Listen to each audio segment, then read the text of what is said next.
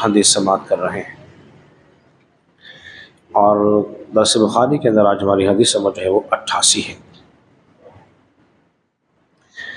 हज़रत उक़बा बिन हारिस रज़ियल्लाहु तआला अन्हु ने अभी इहाब बिन उज़ैर की बेटी शादी की। फिर उनके पास एक औरत आई और उस औरत ने आकर उनको ख़बर दी कि तुम जिससे तुमने निकाह किया है मैंने तुमको भी और तुम्हारी बीवी को भी मैंने दूध पिलाया है। तो उस पर हज़रत उक़बा कहने लगे कि मुझे तो इस बात की खबर नहीं है, चूँकि बचपन की बात थी, बड़े हो गए हैं। कहा कि मुझे इस बात की खबर नहीं है। फिर क्या किया, फिर वो रसूलुल्लाह सल्लल्लाहु अलैहि वसल्लम की खिदमत के अंदर हाजिर हुए और नबी पाक सल्लल्लाहु अलैहि वसल्लम से जब इस बात का तज़किरा किया तो आप अलैहिस्सलातु वस्सलाम ने हज़रत उक़बा बिन हारिस को उनकी बीवी से अलहदा होने का हुक्म इरशाद फरमा दिया। हज़रात मोहतरम, अब हज़रात तवज्जो कीजिए, हदीस तो हो गई यहाँ पर मुकम्मल कि ये जो थे उक़बा बिन हारिस जो थे ये फ़तेह मक्का के बाद ईमान लाए थे और उन्होंने जिससे निकाह किया उस औरत और इनको उक़बा बिन हारिस को किसी एक औरत ने आके खबर दी कि मैंने तुम दोनों को दूध पिलाया है। अब जब ये बात मालूम हो गई कि एक औरत ने इन दोनों को दूध पिलाया है तो ये रज़ाई बहन और बोलिए भाई हो गए। अब रज़ाई बहन और भाई का निकाह नहीं हो सकता, इसलिए उन्होंने सवारी पे सवार होकर रसूलुल्लाह की बारगाह में आए और आने के बाद हुज़ूर से मसला पूछा तो नबी पाक सल्लल्लाहु अलैहि वसल्लम ने इस निकाह को पसंद नहीं किया और उसको दूर करने का हुक्म इरशाद फरमाया। एक बात तो ये भी मालूम हो गई इस हदीस मुबारका से, अगर कोई मुश्किल दरपेश मसला आ जाए तो उस पर दूर हाथ दराज जाके भी पूछना चाहिए,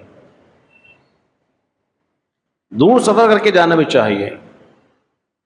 दूसरा ये उलमा ने इस पर बहस की कि आया वाकई एक औरत की गवाही से क्या रिजाए साबित हो जाएगी। अब ये देखा जाएगा कि वाकई वो औरत इलाके मशहूर भी थी कि नहीं थी। ज़माने कदीम में औरतें जो थी वो दूध बोलिए पिलाया करती थी, आया जिसे कहा जाता है। अब ये देखा जाएगा क्या वाकई वो औरत अपने इलाके मशहूर है कि ये बच्चों को दूध भी पिलाती है या नहीं। फिर देखा जाएगा इस औरत का कैसा किरदार है, सच्ची है कि झूठी है, ये भी देखा जाएगा। और सबसे अहम बात है वो ये कि किसी एक फर्द वाहिद के कहने से रिजायत साबित नहीं होती, लेकिन नबी पाक सल्लल्लाहु अलैहि वसल्लम ने एहतियात के साथ फरमाई, एहतियात फरमाई और एहतियात में ही बोलिए फ़ायदा होता है। इसलिए कि नबी पाक सल्लल्लाहु अलैहि वसल्लम ने इरशाद फरमाया कि तुम्हारे सामने हलाल भी जाहिर है और बोलिए बातिन भी जाहिर है। जो हलाल और हराम भी जाहिर है, हलाल भी जाहिर है और हराम भी जाहिर है। जो इसके दरमियान है शुबह वाली चीज़ उसे छोड़ देना चाहिए। और हदीस में ये भी आता है जो शुबह वाली चीज़ों को छोड़ देता है वो अपने ईमान को बोलिए बचा लेता है, उसके ईमान में इजाफा हो जाता है, हुस्न के अंदर ईमान के हुस्न में इजाफा हो जाता है। इसलिए नबी पाक सल्लल्लाहु अलैहि वसल्लम ने उनको इरशाद फरमाया। और दूसरी बात ये मालूम हुई कि कहीं कोई बदगुमानी ना कर ले, कल को कोई इल्ज़ाम लगा देता कि इन्होंने तो अपनी रज़ाई बहन से निकाह कर रखा है, तो ये बड़ी तोहमत की बात थी और बड़ी आर वाली बात थी। तो लिहाजा जिसमें शुबह हो जाए उससे बचना चाहिए। उसके दलील देखिए, नबी पाक सल्लल्लाहु अलैहि वसल्लम हज़रत अली बिन हुसैन रज़ियल्लाहु अन्हु बयान करते हैं, हुज़ूर अलैहिस्सलातु वस्सलाम मस्जिद में इत्तिकाफ़ किए हुए थे। आपकी ज़ौजा मोहतरमा आपसे मिलने के लिए तशरीफ़ ले आई। जब वो मिलने के लिए आई, हुज़ूर से बातचीत की, जब वो जाने लगी तो नबी पाक सल्लल्लाहु अलैहि वसल्लम उनको अब दरवाजे तक छोड़ने के लिए आए, दरवाजे तक उन्हें छोड़ने के लिए आए। सामने से एक सहाबी गुजरे जिनका ताल्लुक अंसार से था। उन्होंने हुजूर को देखा, सलाम किया। हुजूर ने सलाम का जवाब देने के बाद जब जाने लगे फरमाया ठहर जाओ, रुको। रोका है। आपने फरमाया ये जो औरत खड़ी है ना, ये मेरी बीवी है। समझे इस मसले को? हालांकि नबी पाक सल्लल्लाहु अलैहि वसल्लम को तो वजाहत की जरूरत न थी ना, अल्लाह के रसूल थे, उन पे भला कोई क्या तोहमत लगा सकता था। लेकिन हुजूर ने एहतियात का दामन, फरमाया को तोहमत ना लगाए, फरमाया ये मेरी बीवी है।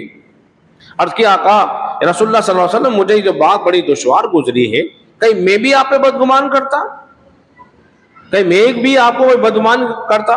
फरमाया नहीं, शैतान जो है इंसान के खून में डेग रहा है और न जाने कोई वसवसा डाल देता, कोई शुबा पैदा हो जाता, इसलिए हुजूर अलैहि सल्लम ने शुरू वाली चीज से बोलिए बचने का हुक्म इरशाद फरमाया है।